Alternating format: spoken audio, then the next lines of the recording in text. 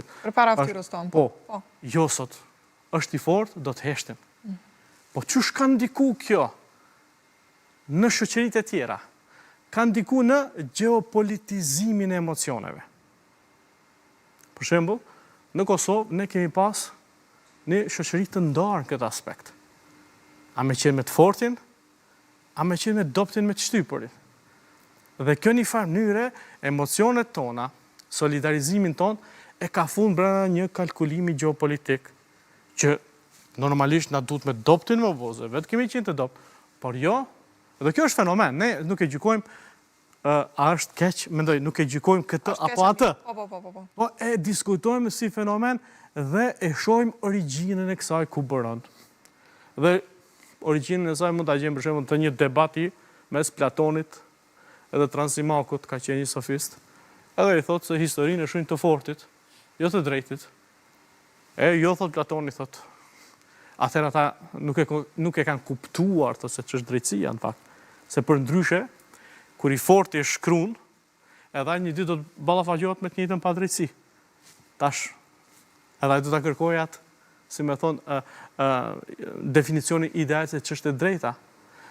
Pra, flasim për ekuilibrin mes fuqisë dhe drejtësisë.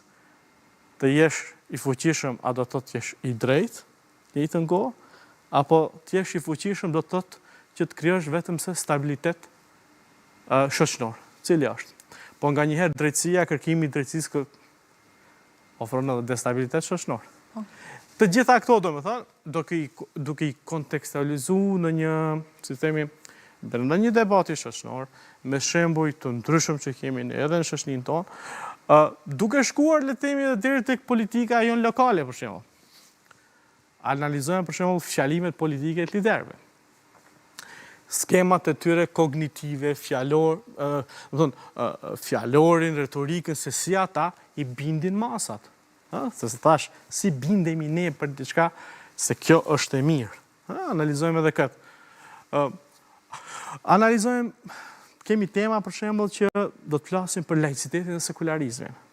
Janë dy modele, njëra është regjim, tjetra është filozofi, njëra është regjim politik, tjetra është ide filozofike, dhe të shohim ku përplasen këto dhe në një botë ku sot religioni ka marrë hovin e vet, a kanë kuptim këto dyja?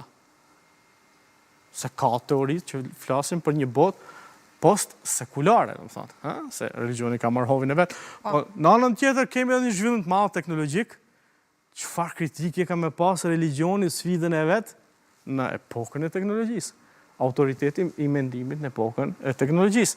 Raportet e prindit me fëmin në epokën e teknologjisë, fëmija më nuk e njeh autoritet të dijes prindin, e njeh ChatGPT.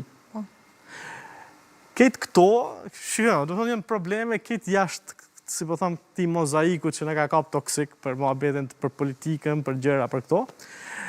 Edhe në farë mënyrë kretë ky muhabet është përshtat me, le të themi, me filozofinë, programin e të vënjishit, e cili ka emisionet të tjera që i dedikohen kryesisht publikut kuptimin për që e kanë, si me thonë, për orientim vetëm dobinë qytetare, edhe ky emision jena pajtu që paradigma mund të jetë kuadër kësaj pakete ku ne i bëjmë një shërbim publiku pa synu ndonjë publik, ndonjë shikueshmëri apo spektakël që domosdoshmërisht të tërheqim vëmendje enorme.